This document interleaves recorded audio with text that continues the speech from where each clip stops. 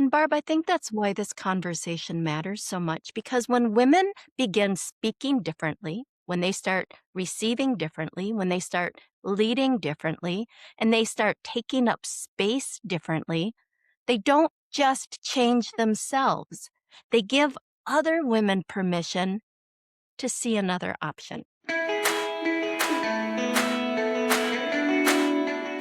Welcome to Smart Women Talking, thoughtful conversations about work, life, leadership, and everything in between. I'm Polly Meyer, And I'm Barbara Zuleger. and each week we bring you honest conversations, smart perspectives, and ideas that you can actually use.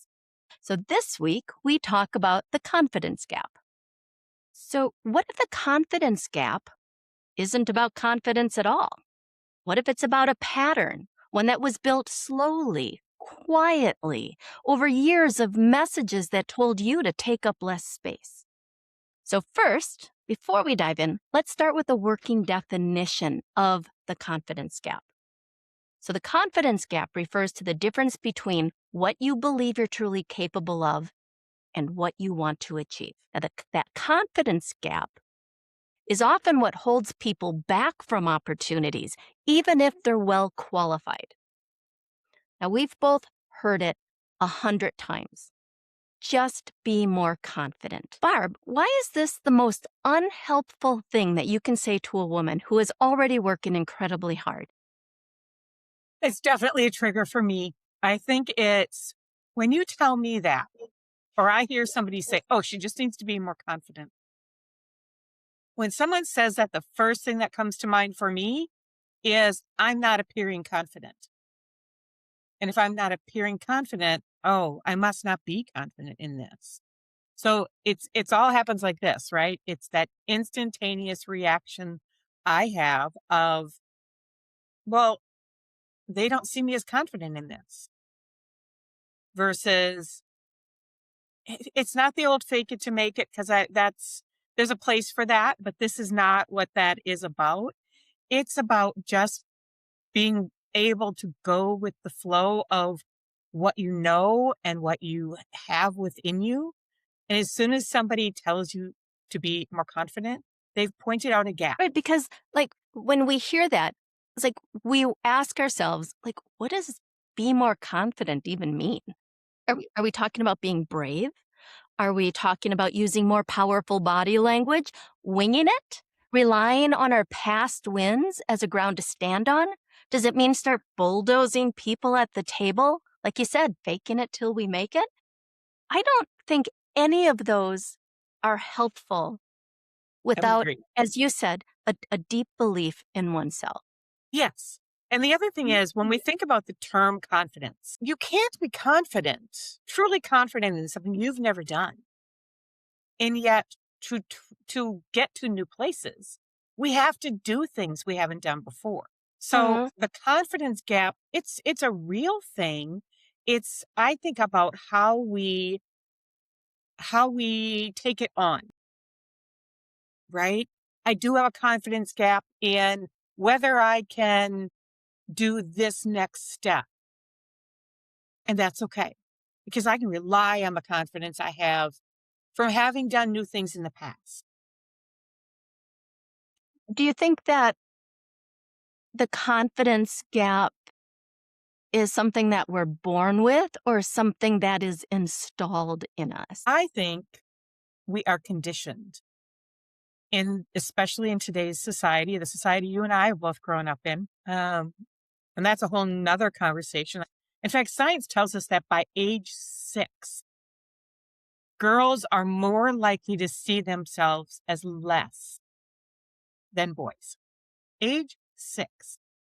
Well, Whether yeah, it's grades or abilities, it's a programming thing. I agree. All of those are messages. There's spoken, there's unspoken. They teach girls to be agreeable, helpful, accommodating, careful, not to take up too much space. Yes. And I think that, over time, women learn that being bold, being assertive can feel risky, speaking up can feel uncomfortable, asking for more can feel selfish. Through all of that and what you shared, we learn to second guess ourselves. We learn to soften our opinions. We learn to wait until we feel more ready, more qualified, more certain. And so I really think that what the confidence gap is often years of messaging around who we are allowed to be and what happens to us when we step outside of that. Hmm. Well, I think most of us have heard the statistic that women will apply for a job that they are 110% qualified for and nothing less. Men will apply for a position that they're 60% qualified for because they feel confident that they're capable of learning the rest of it before anyone knows they didn't know it in the first place. That's my guess. Um, but there's a reality to that. I do a lot of interviewing when I'm helping clients hire, and I see a lot of that. I see men showing up with really less than resumes. You wouldn't know it in their confidence in an interview, where women Hmm. are trying to prove what they've already accomplished through their interview. I mean, obviously, that's a generalization, but I do see that consistently. Uh-huh. So it is learned. It's conditioned in how in schools, it's conditioned in sports, it's conditioned in our family. And even with that conditioning, I think that from the outside, especially with the women that I work with, high performing women often look incredibly confident. They're leading teams, they're raising families, they're managing careers, they're showing up for everybody else. But what people don't see is how exhausting it can be to always look composed while constantly questioning yourself internally. So, what do you see? You work a lot with high performing women. What does that self doubt show up? How do you see that? I mean, how does it show up even when they're putting on that I'm very capable, I can do it all kind of? Hmm. Self doubt isn't always loud. That's one thing. Sometimes it's simply staying quiet in a meeting when you have something to say, playing smaller than you need to, convincing yourself that everyone else knows something that you don't. Boy, from the boards that I have worked with, I can tell you that everybody feels the exact same way in those meetings. Everybody has doubt. The tricky thing about self doubt, though, is that it rarely announces itself. It often disguises itself as perfectionism, over Okay. preparing, staying quiet in a meeting, being endlessly helpful, avoiding visibility, waiting until you're ready. So, from the outside, a high performing woman can look very composed. But inside, she's still negotiating whether she belongs there in that room. So, that's what it looks like. That's interesting because we do see a lot of women that we idolize. And sometimes it's that comparison piece as well, which we'll talk more about in a minute. But it's comparing ourselves to other people. There's a difference between having genuine humility and intentionally shrinking ourselves. How do you balance that? How do you tell that apart for yourself? When are you holding back versus being generous through humility? That's a good question. I think genuine humility is grounded in truth. It says, I don't need to dominate the room to know that I belong in this room. Humility allows you to be open, curious, generous, and collaborative without pretending that you don't have something valuable to contribute. Whereas shrinking, shrinking is when you edit yourself down to keep other people in the room comfortable. Shrinking is when you know you have something to say, but you soften it so much that the point gets lost, or you wait so long to speak that the moment passes. Or you give away credit too quickly because receiving that credit feels uncomfortable. So the way I often tell the difference between humility and shrinking is this. Humility leaves you with self respect. Shrinking usually leaves you with that feeling of resentment or regret. Absolutely. Mhm. Humility says, I'm part of something bigger than me.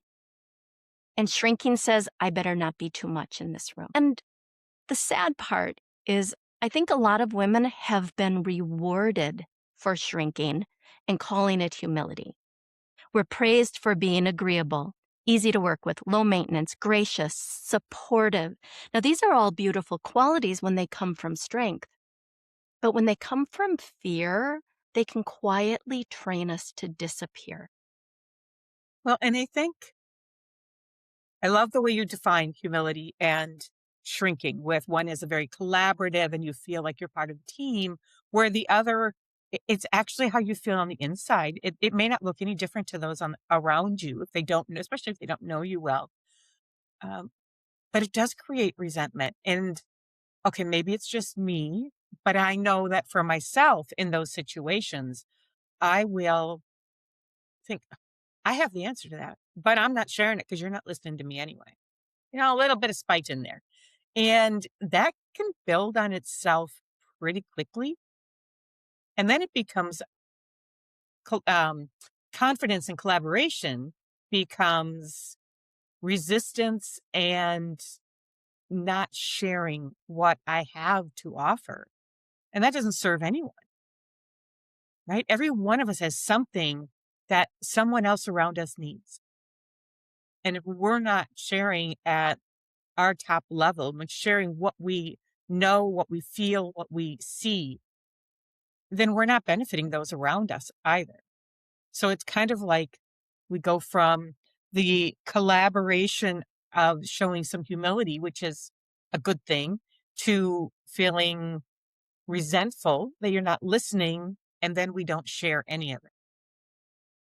And I don't think that, obviously, that doesn't, it's not just about my confidence level. It doesn't benefit anyone around me then, True.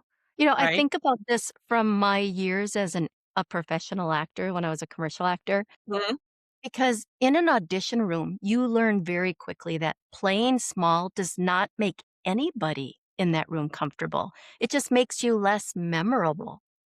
You can be warm and kind and collaborative and still bring a clear point of view. And I think that's true leadership too. The room doesn't need you to vanish. The room needs you to arrive. Like that. I'm I'm curious. So in your coaching, what's the moment you most often see confidence collapse? Like, is there a trigger that shows up repeatedly? Because I see this in my work, but I'm curious as to where it shows up in yours. Confidence, I see the most obvious and obvious to my clients that they're losing that confidence is when they start to create comparisons.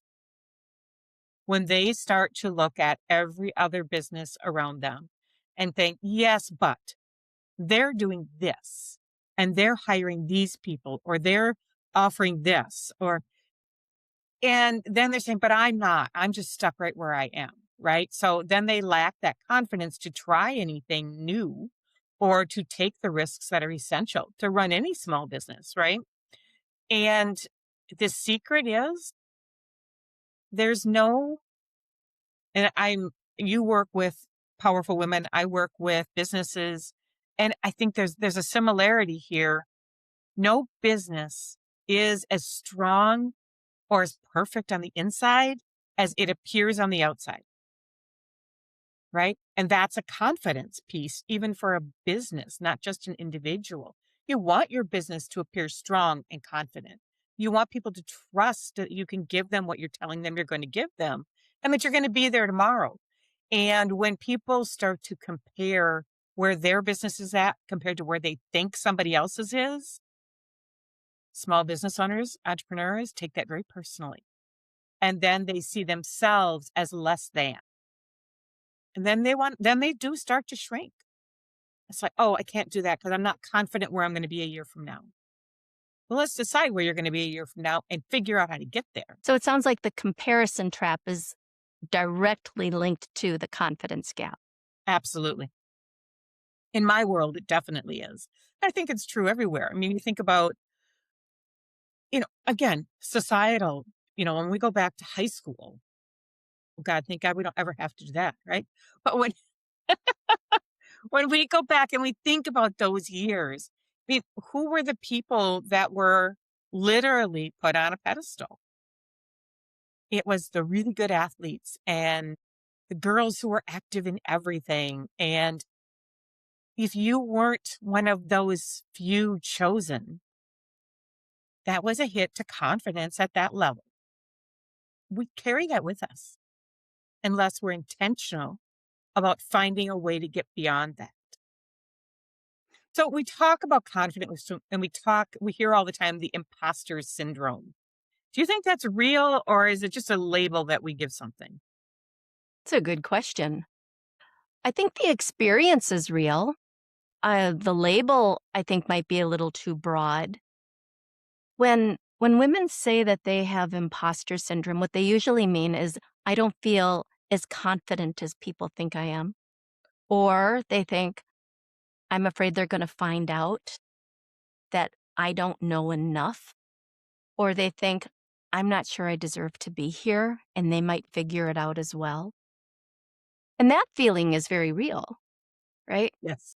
But when we call it imposter syndrome, we sometimes make it sound like it's a personal flaw, when often it's a very specific response to a very specific environment.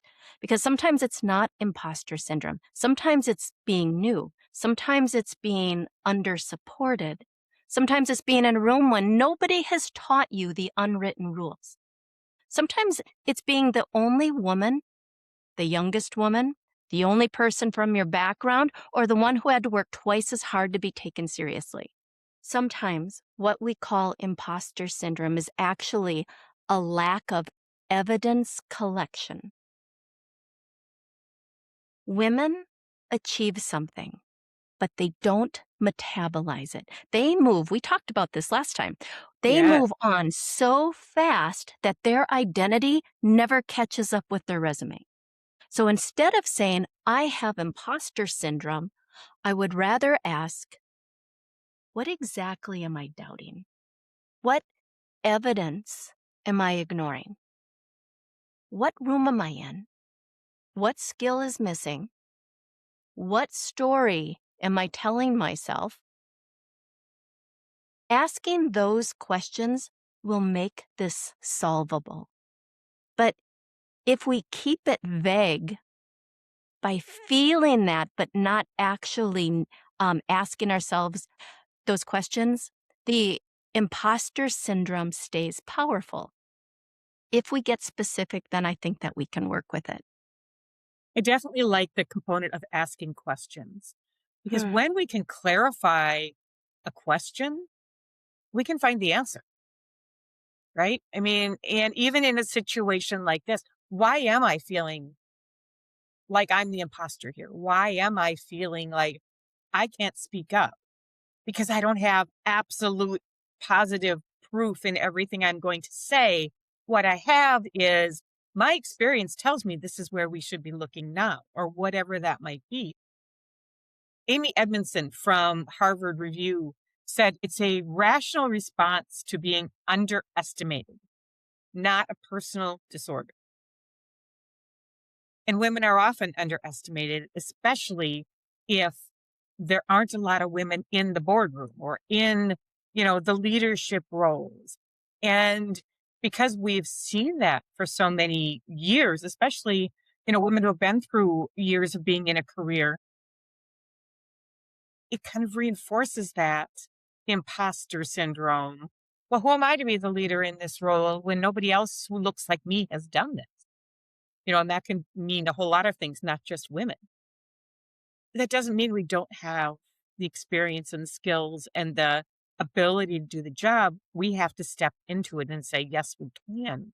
We can do this, whatever this is. I think being able to identify it with a question for ourselves. Why am I feeling that way? Do I really not know what's going on here?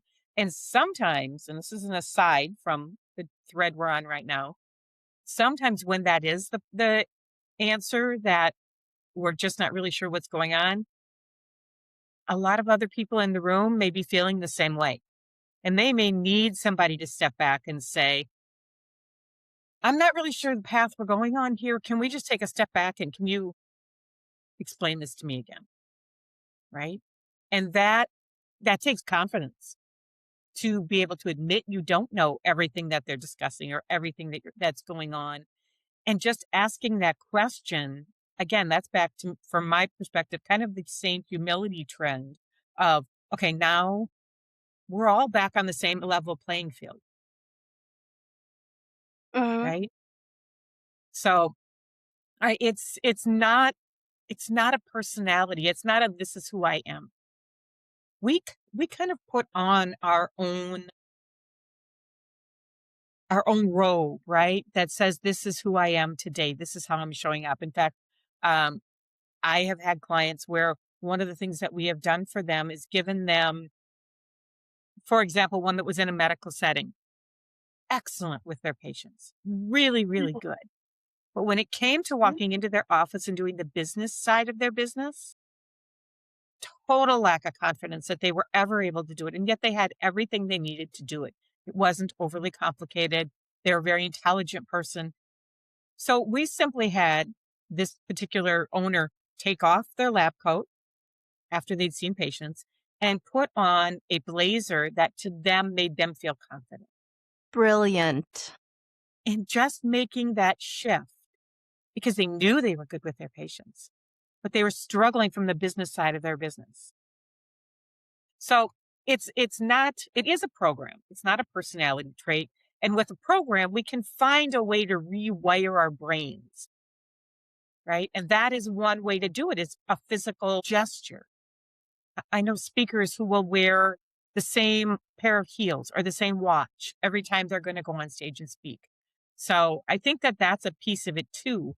What does that mean to you that it's not a personality type? Do you agree with that or disagree with that? I do believe it's not a personality trait. I think that I think that we learn it, right? I I think girls in particular learn self-doubt in 1,000 tiny ways. Often it's not in one big dramatic moment, it's the accumulation of messages. You brought up high school. How many of us are still scarred from our high school years, right? Be nice, don't be bossy, don't you brag, don't get too big for your britches, don't be Oh, too yes. loud, don't make people uncomfortable, be helpful, be grateful, be pretty but not vain, be smart but don't you be intimidating, be successful but don't act like you know it, right? For women, that's a very narrow path for us to Oh, walk. yes. And girls start learning early that approval often comes from being pleasing, agreeable, emotionally aware of everybody else. And again, those are not bad qualities. But when they become the price of belonging, they can create a lifelong habit of self monitoring. In fact, Dr. Kyra brought this up in our last episode. Mhm. So we carry that then into our schools, our friendships, our relationships, our work, our leadership.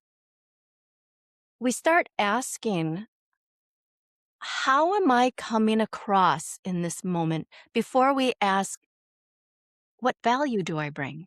Or what do I believe? We start managing perception before we trust our own perspective. I also think, this is a big one, I also think that women learn self doubt from watching other women because we see women apologizing before they speak. We see women deflecting compliments. We see women doing extraordinary things and then minimize it. Minimize it. Yes. We Mhm. observe and we absorb that. So the programming doesn't always get installed in our childhood or through criticism. Sometimes it gets installed through modeling others.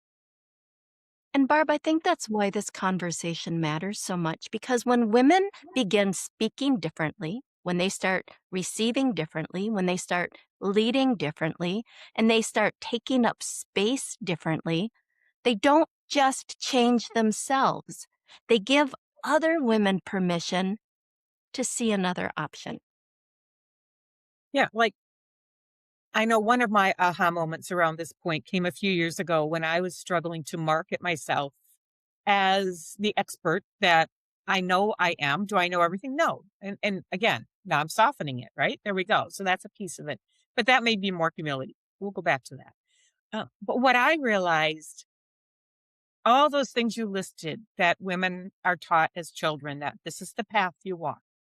What I walked away from that with, and I didn't realize it till I did some deep dives into why I was struggling with marketing, is don't call attention to yourself.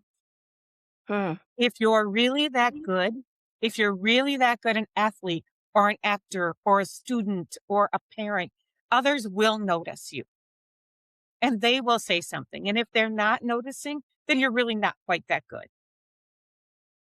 But don't call attention to yourself. It's hard for my business owners to market their businesses that are an extension of themselves in a lot of ways, if that's what they believe. The other side of that is you have something. We all have something that somebody else needs. And if we're not sharing what we do have, and that's where I see the difference for women who have done that work of figuring out what is holding me back in this realm, is they realize that even if they don't have everything and they don't know everything and they don't, they're not always that perfectly polished outside appearance, they still have something very important to offer others around them. So that leads me to another question. What's the difference between a woman who has done the work on this and one who hasn't? For example, how does how does it show up in how they lead?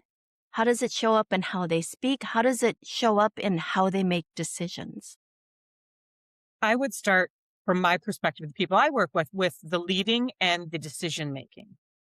Women who have done this work, they definitely can show up actually in a calmer place because they don't feel like they have to bring a huge amount of energy to every situation to convince others that they know what they're talking about. They can simply state, this is the decision. This is where we're going for the next step. This is what we need from you. Are you ready to, can you do that? What do you need from me to be able to perform at that level? So it's more of that collaborative leadership as well as having the confidence, the resilience to hold on to their decision they have made until or unless something else comes up that helps them go a slightly different direction. So, two things that I see. Number one, they're able to make decisions quicker. They're also able to let go of decisions when evidence proves that they should change their direction. Women I'd say who, go ahead. one more thing that you brought up though was how they speak, because you brought clarity in Yes. your messaging when you were demonstrating what it sounds like. Yes. Speaking is how they lead. That's the communication and leadership are right. Just those are so closely entwined. They are one and the same. And having that tone and that solidness to how they're speaking doesn't mean there's no room for other information. It means this is my decision and this is where we're going because that's my role. This is my responsibility to make these decisions. And I'm open to listening to you. Those who struggle with this are often triggered by anybody questioning their decisions.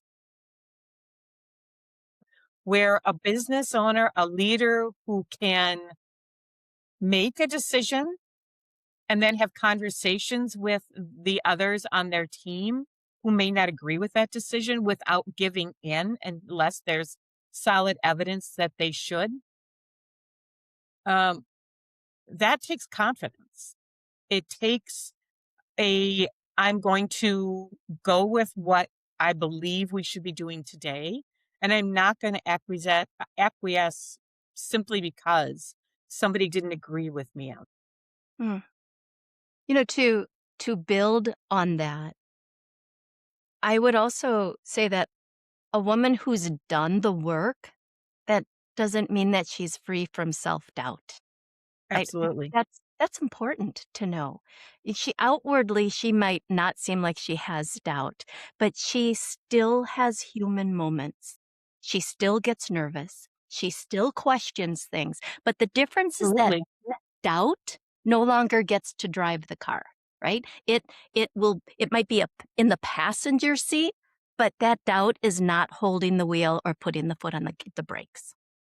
Women who are truly confident often will welcome more contradiction and more conversation around their decision. When a woman makes a decision that she's not feeling confident in, or she's not confident in her position within an organization, she is more likely to defend it with that pitchfork or something, right? Because she doesn't want anyone to see behind that, oh, but I'm supposed to show up and know it all. And that's kind of an old form of leadership that I work with a lot of my women business owners on to overcome that, because it's not an effective form of leadership for most of our team members in today's world. We don't want to be led by somebody who is saying it's my way or the highway. We want to be led by somebody who says, this is where we're all going together. Here's how we're going to get there. Let's see what we learn along the way. So what I'm hearing from you is that a woman who has done the work still prepares, still cares, still wants to do well, but she no longer requires total certainty before she moves. And I think that's a Right. major shift. And she no longer requires total obedience to what she asks of her team, because there's open for conversation about. Now, it doesn't mean we debate everything. There are certain non-negotiables in every organization. But a woman who's done the work and has that inner confidence is open to discussion a- about topics that may this person they're speaking to may not agree with them on. And I think, there's a whole nother piece of that that goes into beyond business and beyond women in leadership roles in, bigger society of politics, of community, of, you know, nonprofit organizations. We want people who are confident in what they do and open to discussion. And when the confidence becomes a steel wall, now they're not open to conversation. And that becomes a challenge where true confidence, that's not how you appear. You are open to conversation. You're open to, as you said, you don't act like you know it all. You know what you need to know, and you'll learn what you need to learn to get to that next step. So I'd like to raise one more question before we bring the podcast to an end. It's always so sad when the podcast comes to an end because we have so much to talk about. But if one of our listeners finishes this episode and thinks, "Oh, that's me," what's the first move? The first is what they just did, acknowledging that programming within us. We can't rewrite what we aren't aware of. There are some really good books that have been written about this that I think have been very helpful for myself as well as my clients. One of them, and this one may seem a little counterintuitive, is The Speed of Trust. Trusting yourself is one of the first steps needed for confidence. Doesn't mean, that, and yes, this book goes into trusting others as well. It's written by Stephen Covey, so common, someone that we're all very well aware of. Um, and just acting as if in some ways I am confident. I am confident that I've made the right choice for the next step. And then we'll go from there. How about you? What would you recommend to women? And obviously you work with women that are struggling with this at times as well. What do you recommend for them? I would start by asking three questions. One is, what am I doubting right now? The second question is, what evidence do I already have that I can handle this? And 3 is, what would I do next if I trusted myself just 5% more? Not 100% more, 5%. Why 5%? Because it's doable, right? It keeps it doable. So the first move is not to become fearless. It's to become aware, because once you see the pattern there, then you can interrupt it. Now, maybe that behavior is speaking up once in a meeting. Maybe it's choosing not to over explain this time. Maybe it's asking for that opportunity. Maybe it's accepting the compliment this time. Maybe it's saying, as to your point earlier about clarity, I need a moment to think, instead of panicking because you didn't have an instant answer. I think that confidence grows when you keep promises to yourself in small ways. So the first move is, it's not dramatic.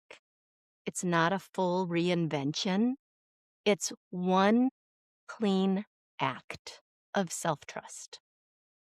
That's my move. So this wraps our episode of Smart Women Talking. If this conversation resonated with you, share it with a friend, subscribe, and join us next time on our episode of Smart Women Talking.